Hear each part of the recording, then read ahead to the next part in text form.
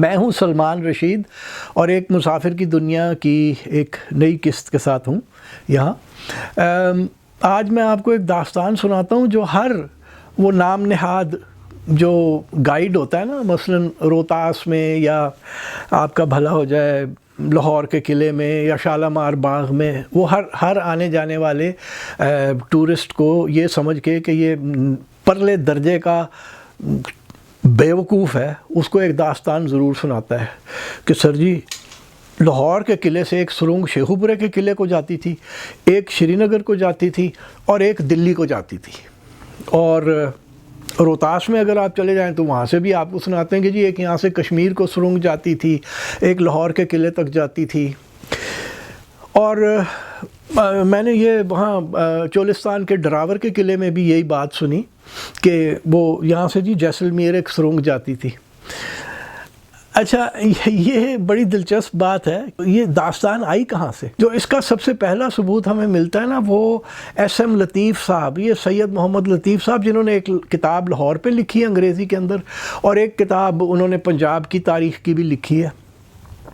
انہوں نے کہیں لطیف صاحب نے یہ کہہ دیا اپنی ایک کسی آرٹیکل میں، جو کہ نقوش کے کسی نمبر میں شائع بھی ہوا ہے، اور وہ آرٹیکل انہوں نے 1911 میں کہیں لکھا تھا۔ انہوں نے کہا کہ جی جب دارا شکوہ کو شکست ہو گئی اورنگزیب سے، تو وہ لاہور آیا، چونکہ لاہور اس کی راجدھانی تھی، اس کی گورنرشپ تھی یہاں پہ۔ بادشاہ شاہ جہان کے دور میں لاہور کا گورنر جو تھا وہ دارا شکوہ تھا، تو وہ یہاں آیا کہ کوئی مدد ملے اور اپنے چھوٹے بھائی کو بندے کا پتر بنا سکے۔ تو کہتے ہیں لطیف صاحب کہ وہ شالامار میں آ کے اس نے باغ کے اندر آ کے اس نے پناہ لی، اور پھر یہاں سے زمین دوز سرنگ کے رستے دارا شکوہ جو ہے وہ لاہور قلعے گیا۔ ایڈی وڈی کھچ ماری ہے نا ایس ایم لطیف نے ادوں، جب بھی اس نے یہ لکھا ہے، اس سے بڑی کھچ کوئی ہو ہی نہیں سکتی۔ اچھا، وہ اب ہم چونکہ ہمارے یہاں تو سوچنا منع ہے، اور ہم ہیں بھی ذرا بیوقوف اور اس قسم کی داستانوں کو زیادہ ماننے والے، چنانچہ وہ کسی نے ہر ایک نے سینے سے لگا لی۔ آپ جہاں جائیں تو وہ آپ کو سرنگوں کی داستان بتاتے ہیں۔ اب یہ جیسے اٹک کا قلعہ ہے، وہاں پہ جو وہ عین دریا سندھ کے اوپر کھڑا ہے، تو وہاں پہ ایک سرنگ ضرور تھی، اور وہ ایسے وہ 10-20 فٹ کی ہے کہ اگر حملہ آور آ کے قلعے کے اوپر قبضہ کر ہی لیں، اور تو جو بھاگنے والے ہیں اگر کوئی ہے نا، وہ سردار وغیرہ، وہ وہاں پہ کشتی بھی سنا کھڑی کیا ہوا کرتی تھی پہلے زمانوں میں، تو وہ سرنگ اس 10-15 فٹ کی سرنگ سے نکل کے جا کے وہ کشتی میں بیٹھے اور فرار ہو جائے۔ اس کے علاوہ یہ ساری من گھڑت داستانیں ہیں، کوئی سرنگیں نہیں تھیں، وہ جو تہہ خانے تھے ان کو لوگ سرنگیں کہتے ہیں۔ اچھا، اور وہ اس لیے کہ مغلوں کے پاس تو سرنگ بنانے کا سائنس ہی نہیں تھی، انہیں سرنگ بنانے کا آتا ہی نہیں تھا۔ اور اگر آپ تصور کریں کہ آپ ذرا یہ کبھی تجربہ کر کے دیکھ لیں کہ آپ اندھیرے کے اندر، بالکل گپ اندھیرے میں، یا آنکھوں پہ پٹی باندھ لیں اور آپ چل پڑیں، تو آپ سیدھے کبھی بھی نہیں جا سکتے، آپ کسی ایک طرف کو گھوم جائیں گے، دائیں یا بائیں۔ تو سرنگاں کتنے کھودنی ایسی کہ لاہور تو دلی پہنچ گئے جی، سرنگ کھود دے۔ اور دوسرا، کسی ایک بادشاہ نے بھی ذکر نہیں کیا کہ جناب بارش پڑ رہی تھی تو ہم نے کہا چلو سرنگ کے رستے ہم دلی چلے جاتے ہیں۔ ہر بادشاہ کا یہی رونا تھا کہ یار اتنی بارش پڑی ساون بھادوں میں جب کشمیر کو جا رہے تھے یا واپس آ رہے تھے کہ ذلیل و خوار ہوئے، کسی بادشاہ نے پل بنانے کے آرڈر دیے۔ اگر یہ سرنگوں کے سورما ہوتے تو سرنگ کے ذریعے آ جاتے، چپ چاپ پل ہی نہ بناتے کہیں بھی۔ تو اب یہ جو وہ تھی سرنگ، دیکھیں ویسے بھی یعنی مغلوں نے اپنے 200 سال کے اندر سرنگیں بنا لی، ہم سے سالی وہ 8 کلومیٹر کی لواری ٹنل جو ہے وہ 40 سال ہمیں لگے بنانے میں، تو مغلوں نے اس زمانے میں اتنی سرنگیں کیسے بنا لی کئی 100 میل کی۔ میں آپ کو بتاؤں کہ جب میں اپنی کتاب فرام لنڈی کوتھل ٹو واگا کے اوپر ہم کام کر رہے تھے، تو میں چیلا بنا ہوا تھا ڈاکٹر عبدالعظیم کا، جو کہ محکمہ آثار قدیمہ کے اندر ڈائریکٹر ہیں۔ تو ہم پشاور کے اندر وہاں ایک سعید خان کی قبر ہے، جو کہ انگریزوں نے اپنے زمانے میں اس کو گرجا بنا دیا تھا، تو ہم وہاں گئے دیکھنے کے لیے۔ بڑی مطلب سعید خان بڑا کمال کا آدمی تھا شاہ جہان کے دور میں۔ تو جو پادری صاحب تھے نا وہ ہمیں کنڈکٹ کر رہے تھے، اوپر لے گئے اور پورا دکھایا، اور پھر کہتے ہیں کہ جی ایتھوں ایک سرنگ جیڑی ہے نا بالا حصار قلعے جاندی سی، وہ جو پشاور کا قلعہ ہے، جب آپ گرینڈ ٹرنک روڈ سے پشاور میں داخل ہوتے ہیں تو سڑک کے بائیں ہاتھ آتا ہے بہت شاندار قلعہ. تو کہنے لگے کہ جی یہاں سے ایک سرنگ جو ہے نا سیدھی وہاں جاتی تھی. ڈاکٹر عبدالعظیم بہت کمال کے آدمی ہیں، ایک دم پلٹ کے کہتے ہیں اور پادری صاحب کن چکروں میں پڑے میں آپ، کوئی سرنگیں نہیں تھیں، کوئی مغلوں کو سرنگ نہیں بنانی آتی تھی، یہ آپ لوگ نا فضول کی باتیں لوگوں کو بتایا کریں، کوئی سرنگ نہیں تھی. پادری صاحب نے تھوڑا سا انسسٹ کیا کہ نہیں سر انہوں نے کہا آپ کو زیادہ پتہ ہے کہ میں آرکیالوجسٹ ہوں، میں جانتا ہوں. خیر وہ پادری کو صاحب کو چپ کرا دیا انہوں نے. اچھا یہ بہت سال پرانی بات ہے، کوئی 10-15 سال پرانی بات ہے، یعنی 2004-05 کی بات ہوگی.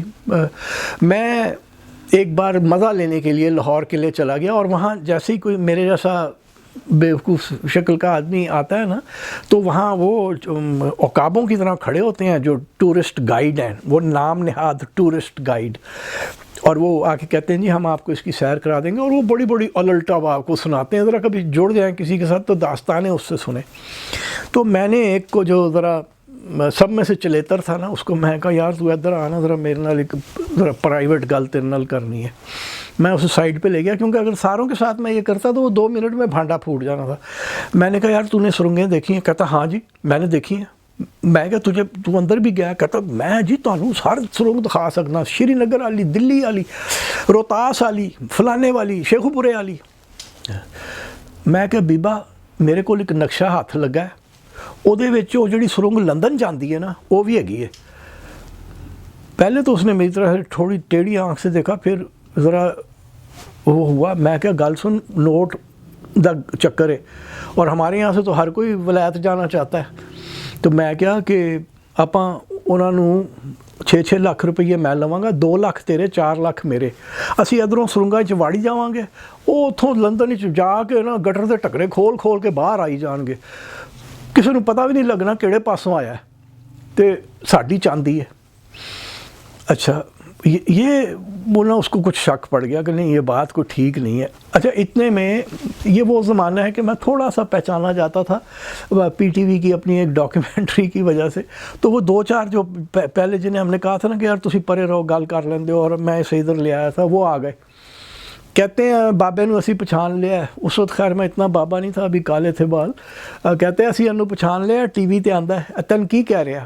اس نے ساری بات انہیں بتا دی کہ کہندا ہے لندن بھی جاندی ہے سرنگ.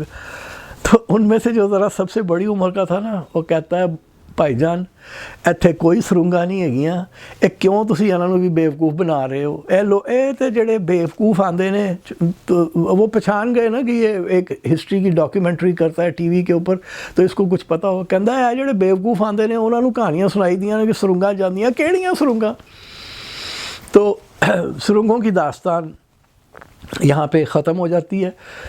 ایک جو اور میری بڑی پسندیدہ کہانی ہے نا وہ یہ ہے کہ جناب سکندر اعظم جدوں آیا نا کھیوڑے، تو اس کے گھوڑے نے ایک پتھر کو چاٹا، تو تب جا کے لوگوں کو پتہ چلا کہ یہ تو نمک ہے، تو نمک کی کانیں بن گئیں.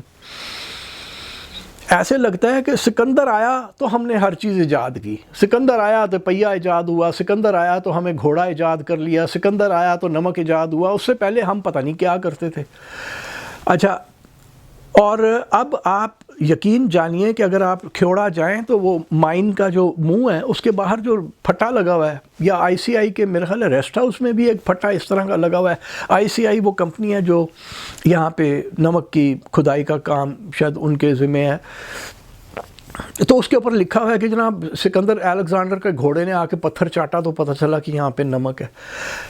آپ کو میں یقین سے بتا رہا ہوں کہ یہ جو بات ہے یہ آج سے کوئی 40-45 سال پہلے 2 میراسیوں نے ایجاد کی تھی. میں ان کے نام نہیں لوں گا، ایک بھون کا رہنے والا تھا وہ بھی مر گیا، اور ایک چکوال کے ساتھ ہی وہاں ایک گاؤں میں رہتا تھا. اور یہ بھون والے نے زندگی میں کبھی کوئی تاریخ کی کتاب نہیں پڑھی تھی، بس من گھڑت ہوا میں دیکھتا تھا، اور جو من میں آتی تھی بات وہ گھڑ کے لوگوں وہاں کوئی لوکل اخباروں میں لکھتا تھا. اس کے کام کا لوگ بڑا وہ کرتے تھے کہ جی انہیں دیکھو یہ بھی دس دیتا وہ بھی دس دیتا، اور سب غلط اور جھوٹ. اور دوسرا میراثی جو تھا وہ لاہور، وہ چکوال سے سہاوا جانے والی سڑک کے اوپر تھوڑا سا چکوال سے نکلتے تھے تو اس کا گاؤں تھا، وہ اپنے آپ کو مخزن تواریخ کہا کرتا تھا، یعنی تاریخوں کا خزانہ۔ تو اور پتہ اس کو کچھ نہیں تھا، کیونکہ اس نے ایک بار مجھے بتایا کہ پھر سکندر اعظم دے جرنیل مرکوکس نے کھیوڑا آباد کیتا، بولتا بالکل ایسے ہی تھا۔ تو میں نے کہا جی یہ مرکوکس دا نام تہاڈے کول کتھوں آیا ہے؟ کہندا ہے مرکوکس ساریاں کتاباں 'چ لکھیا ہے۔ میں کہا کیڑیاں کتاباں 'چ؟ کہندا چوتھی جماعت دی بچیاں دی کتاب 'چ بھی لکھیا ہے، تو جا کے پڑھ ویکھ۔ تو چوتھی جماعت کی بچوں کی کتاب پڑھ کے وہ تاریخ دان بنا پھر رہا تھا۔ اچھا، تو یہ ان دو مراسیوں نے مل کے یہ کام کیا کہ انہوں نے یہ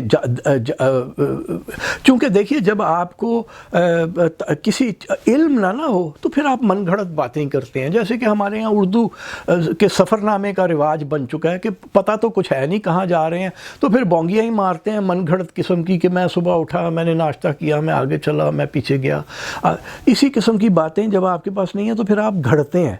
تو یہ انہوں نے ایک ایجاد کر لی کہ جناب الیگزینڈر آیا تھا۔ الیگزینڈر ایسے لگتا سارے دا ماما لگتا سی، اتنی اس کی قدر و منزلت کرتے ہیں کہ الیگزینڈر آیا تھا تو جی ہم نے یہاں وہ 6 مہینے ہمارے یہاں، چکوال والے میراثی نے مجھے یہ بھی کہا تھا کہ جی وہ 6 مہینے ہمارے یہاں چکوال میں رہا تھا۔ تو میں نے کہا جی میں پیچھے سے سنتا چلا آ رہا ہوں کہ 6 مہینے وہ ہر جگہ رہا تھا، ویسے تو 200 سال لگ گئے ہوں گے الیگزینڈر کو پاکستان میں۔ تو اچھا، اب ہو یہ رہا ہے کہ وہ 40 سال 45 سال پہلے انہوں نے یہ جھوٹ ایجاد کیا، اب وہ اتنا رائج ہو چکا ہے کہ ہر کوئی وہ مان رہا ہے کہ جی واقعی یہاں الیگزینڈر کے گھوڑے نے آ کے اگر نمک نہ وہ پتھر نہ چاٹا ہوتا تو ہمیں نمک کا پتہ ہی نہیں چلنا تھا۔ وہ پھٹوں پہ بھی لگ گیا، یعنی سرکاری اس کو وہ مل گئی ہے ریٹیفیکیشن جسے کہتے ہیں۔ اور اب ہر جو وہاں پہ وہ میں نے ابھی پیچھے یوٹیوب کے اوپر ایک دیکھا کہ ایک کوئی کرکٹر ہے ہمارا، وہ آ رہا ہے تو وہاں وہ بھی وہاں رک کے کھیوڑا میں یہی بتا رہا ہے کہ جناب الیگزینڈر کے گھوڑے نے نمک چاٹا تھا۔ تو ہم تو وہ قوم ہے نا کہ ہمارے جو ٹریول ڈاکیومنٹریز کرتے تھے پی ٹی وی کے اوپر، وہ جا کے ٹیکسلا پہنچتے تھے تو کہتے تھے اچھا جی ہم ٹیکسلا آ گئے ہیں، آئے ہم چوکیدار سے پوچھتے ہیں ادھر کی تاریخ کا۔ وہ بھین جے چوکیدار نو تاریخ پتہ ہوندی تے وہ چوکیدار ہی ہوندا، وہ ڈائریکٹر نہ لگا ہوتا آرکیولوجی کا یا میوزیم کا انچارج نہ لگا ہوتا، وہ چوکیدار ہی ہوتا۔ چوکیداروں سے تو تاریخ سن کے ہم نے تاریخیں بنائی ہوئی ہیں۔ تو اسی طرح سے میراثیوں کی باتیں سن کے ہم نے یہ ایجاد کر لیا ہے۔ یہ جو نمک کی کانیں ہیں یہ الیگزینڈر کے آنے سے بہت پہلے سے یہاں پہ تھیں، اور جہاں موجودہ بھیرا ہے وہاں الیگزینڈر کے جب آیا ہے تو وہاں پہ ایک نمک کی منڈی بھی تھی، اس کا مطلب ہے کہ پہلے سے کام چل رہا تھا۔ تو الیگزینڈر کے گھوڑے نے مٹی چاٹ کے کوئی چیز ایجاد نہیں کی۔ میں جاتے جاتے نا وہ چھوٹی سی ایک بات آپ کو ناموں کے بارے میں بتاتا چلوں۔ ایک بلوچستان میں بہت دور، کبھی پھر آپ کو میں وہاں لے کے جاؤں گا، اور وہ جو وہاں پہ تاریخی ایک عمارتیں ہیں ان کے بارے میں آپ کو سناؤں گا داستان۔ لیکن وہ جگہ وہاں ایک چھوٹا سا گاؤں ہے بلوچستان کے اندر، اس کا نام ہے گوالستھپ۔ میں جب پہلی بار وہاں 1987 مئی 1987 میں گیا تو وہ میرا ایک کورس میٹ فوج کا، وہ وہاں پہ ونگ کمانڈر تھا ملیشیا کا، اس کے پاس میں مہمان ہونے جا رہا تھا۔ تو رستے میں نے دیکھا کہ جگہ جگہ وہ فوجی پھٹیاں لگی ہوئی ہیں، وہ لوہے کی ہوتی ہیں اور کالے رنگ کی ہوتی ہے اور سفید اس کے اوپر لیٹرنگ ہوتی ہے۔ تو لکھا ہوا ہے جی سٹاپ، 5 کلومیٹر یا 10 کلومیٹر ہر جگہ جی سٹاپ لکھا ہوا ہے۔ تو میں خیر وہاں پہنچا تو وہ حیدر عباس رضوی، میجر حیدر عباس رضوی میرے کورس میٹ ہیں، وہ میں نے رضوی سے کہا یار یہ جی سٹاپ کیا ہے؟ کہتا ہے گوالستھپ کا ایبریویشن ہے۔ میں نے کہا یار بہت اعلیٰ، فوج میں ہر چیز کو ایبریویٹ کیا جاتا ہے نا، یعنی deputy assistant adjutant and quarter master general کو DAA&QMG بھی نہیں کہتے، اسے DQ بنا دیا، DQ۔ تو وہ جی سٹاپ انہوں نے بنا دیا تھا۔ تو میں نے اسے کہا یار ایک تو یہ سٹاپ نہیں ہے، ستھاپ ہے، گوالستھپ۔ تو کہتا ہے یار وہ ذرا پینڈو سا لگتا ہے نا، سٹاپ بس اسٹاپ جیسے پنجابی تم لوگ، وہ اردو اسپیکنگ تھا نا رضوی، کہتا جیسے تم لوگ پنجابی اسٹاپ کو اسٹاپ کہتے ہو، تو ہم نے اس کو انگریزی میں کر لیا، جی اسٹاپ کر دیا۔ تو خیر وہ اب آپ جتنا میں نے آ کے لکھا بھی، میں نے کہا جی گوالستھا اچھا سا بلوچی نام ہے، لیکن انہوں نے اس کو جی اسٹاپ بنا دیا، وہ کوئی عجیب سا ہی لگتا ہے۔ اچھا پھر وہ مڈ گارج ریلوے اسٹیشن کا ذکر آپ نے کبھی میری ڈاکیومنٹری میں سنا ہوگا۔ مڈ گارج کو وہاں پہ جو ریلوے اسٹیشن تھا اس کے اوپر لکھا ہوتا تھا مڈ گارج ریلوے اسٹیشن، اب تو وہ بلڈنگ ہی ڈھا دی گئی ہے۔ تو وہ وہاں ایک بار 1993 میں گیا تو وہ پھٹی لگی ہوئی تھی، اب وہ چونکہ وہ لائن تو ختم ہو گئی تھی 1942 میں ہی، تو وہاں وہ پھٹی ایک لگی ہوئی تھی جس کے اوپر لکھا تھا لیویز پوسٹ مڈ گارڈ، یعنی بائیسیکل کا یا موٹر سائیکل کا یا موٹر گاڑی کا جو مڈ گارڈ ہوتا ہے نا، مڈ گارڈ۔ تو میں نے اس سے پوچھا، وہ جو لیویز کا جمع دار تھا، میں نے کہا بھائی جان یہ مڈ گارڈ کیا ہے؟ تو کہنے لگا کہ جناب یہ ہمیں تو پتہ نہیں جی، ہم تو اسے مڈگاج کہتے تھے، وہ سارے کاکڑ پٹھانوں کا علاقہ ہے، تو کہنے لگا جی ہم تو مڈگاج کہتے تھے۔ تو وہ کیپٹن صاحب آئے، وہ کوئی اسسٹنٹ کمشنر صاحب بہادر تھے، انہوں نے کہا جاہلو مڈگاج نہیں ہوتا، مڈ گارڈ ہوتا ہے، ادھر لکھو مڈ گارڈ۔ اب وہ کیپٹن صاحب جو اسسٹنٹ کمشنر بنے ہوئے تھے، انہیں نہیں پتہ تھا کہ اصل میں مڈ گارج، یا پیار سے انگریز تو اسے میڈ گارج بھی کہتے تھے، تو وہ مڈ گارج کو انہوں نے مڈگاج بنایا، اور مڈگاج سے انہوں نے مڈ گارڈ بنا دیا۔ لیکن اب وہ بلڈنگ ڈھہ گئی ہے، ڈھا دی گئی ہے بلکہ، اور وہ یادداشت ختم ہو گئی ہے۔ میرے پاس ایک تصویر ہے میری ایک کتاب کے اندر جس میں وہ بلڈنگ کھڑی ہے اور پھٹی وہ چھوٹی سی نظر آ رہی ہے، لیکن وہ پڑھی نہیں جا سکتی کیونکہ وہ تصویر چھوٹی ہے۔ اچھا اب چونکہ ہم ناموں کے اوپر ہیں تو میں آپ کو ایک نام اور بتا دوں، ہمارے جو پختون بھائی ہیں وہ کہتے ہیں جی ہم تو اسرائیل سے آئے ہوئے ہیں، وہ ہم یہودیوں کا جو 12واں قبیلہ تھا، جو لاسٹ ٹرائب، وہ ہیں، اور وہ ثبوت کیا ہے جناب کہ ان کے خیبر کا قلعہ تھا جو حضرت علی رضی اللہ نے فتح کیا تھا، وہ خیبر تھا، اس کا نام ہمارے یہاں خیبر پاس ہے، تو اس لیے بس وہ اپنے آپ کو یہودی کہتے ہیں۔ لیکن میں آپ کو ایک بات بتا دوں کہ یہ کہتے ہیں کہ جی ہم اسی وقت اوریجنل مسلمان بن کے یہاں پہ آ گئے تھے، ایسا نہیں ہے، یہ بھی ہماری طرح پہلے بدھسٹ تھے، پھر ہندو بھی ہیں، پھر پتہ نہیں کیا کیا ہوئے ہوں گے، آگ پرست زرتشتی بھی رہے ہوں گے، کیونکہ ہیروڈوٹس ایک تاریخ دان تھا یونان کا جو کہ 5ویں صدی قبل مسیح کے اندر لکھ رہا تھا، یعنی 450 BCE کے لگ بھگ وہ لکھ رہا تھا اپنی کتاب دا ہسٹریز۔ اس میں بہت ساری باتیں ایسی بھی ہیں جو کہ ماننے کی نہیں ہیں، لیکن تاریخ اس میں البتہ ضرور ہے، اور آپ اگر ذرا باریک بینی سے پڑھیں تو آپ سمجھ میں آتی ہے تاریخ۔ وہ قبیلوں کے ذکر کرتا ہے، اور اس میں ایک پکتیا کے ایک قبیلے کا وہ کہتا ہے جو کہ انڈیا والوں کے ذرا سا شمال کی طرف رہتے ہیں، اور پکتیا کے اور پختون میں کوئی زیادہ فرق نہیں ہے، گریکس کو ویسے بھی عادت تھی نام بگاڑنے کی اپنے تلفظ کے مطابق، تو یہ وہ پٹھانوں کا ہے۔ تو خیبر کا اس خیبر سے کوئی تعلق نہیں ہے، کیونکہ اگر یہ بات ہے تو پھر ہنزا والوں کو بھی کہنا چاہیے کہ نہیں جی اصل میں تو ہم یہودی ہیں، ہم اصل میں ادھر سے آئے تھے، کیونکہ گلمت سے ذرا سا آپ آگے جائیں تو وہاں پہ بھی ایک گاؤں خیبر ہے۔ تو اور اسی طرح اگر آپ حیدرآباد سے شمال نیشنل ہائی وے 5 کے اوپر شمال کی طرف منہ کر کے آ رہے ہیں تو حیدرآباد سے تھوڑا ہی اوپر آتے ہیں تو وہاں پہ بھی ایک گاؤں خیبر ہے۔ تو اب یہ ساروں کو یہی کہنا چاہیے کہ جی ہم تو ادھر سے یہودی ہیں، ہم تو ادھر سے آئے تھے۔ تو ناموں کے اوپر اس طرح سے نہیں جانا چاہیے کہ جی یہ نام اگر ادھر سے آیا تو اس کا ضرور ہم ادھر سے ہی آئے ہیں، کئی نام ملتے جلتے ہیں۔ اچھا جیسے ضلع سوابی، مردان کے پاس ضلع سوابی، وہاں پہ ایک گاؤں ہے گوہاٹی، آسام کا جو بڑا شہر ہے وہ بھی گوہاٹی ہے۔ تو کیا یہ پٹھان جو تھے سوابی کے یوسف زئی جو ہیں یہ ادھر سے آئے تھے آسام سے؟ ایسا نہیں ہے نا۔ تو ہے یہ کہ اگر آپ ہیروڈوٹس کو دیکھیں تو وہ تو آپ کو پکتیا کئی کا بتا رہا ہے. اچھا، ہیروڈوٹس کے بعد ایک اور تاریخ دان بھی ہے جو کہ یونانی تھا اور اس کا نام اسٹرابو تھا. وہ لکھتا ہے کہ یہ جو پکتیا کا ایک قبیلہ ہے اس کے اندر مختلف قبائل ہیں، جس میں سے ایک اسپیسیوئے ہے، اور اسپیسیوئے کا نام ہمیں الیگزینڈر کی تاریخ میں بھی ملتا ہے. الیگزینڈر نے جب دیر اور سوات کے درمیان مساگا کی جنگ لڑی لوکل لوگوں کے ساتھ، تو وہ اسپیسیوئے قبیلہ تھا، یعنی اسپزئی. اور میں بہت سارے اسپزئیوں کو ایسا جانتا ہوں جو ابھی بھی اپنے نام کو اسپزئی لکھتے ہیں. میرا دوست ثاقب اسپزئی ESPZAI لکھتا ہے. یہ نام اصل میں اسپزئی تھا، یعنی گھوڑے کا قبیلہ، گھوڑے والا قبیلہ. یہ گھڑ سوار لوگ تھے پہلے زمانے میں، اور بعد میں جب مسلمان ہو گئے تو پھر وہ نام بھی تو مسلمان کرنا تھا تو یوسفزئی ہو گئے. تو اسٹرابو لکھتا ہے کہ ایک تو اسپیسیوئے ہیں اسپزئی، ایک ہیں اپیرتائے.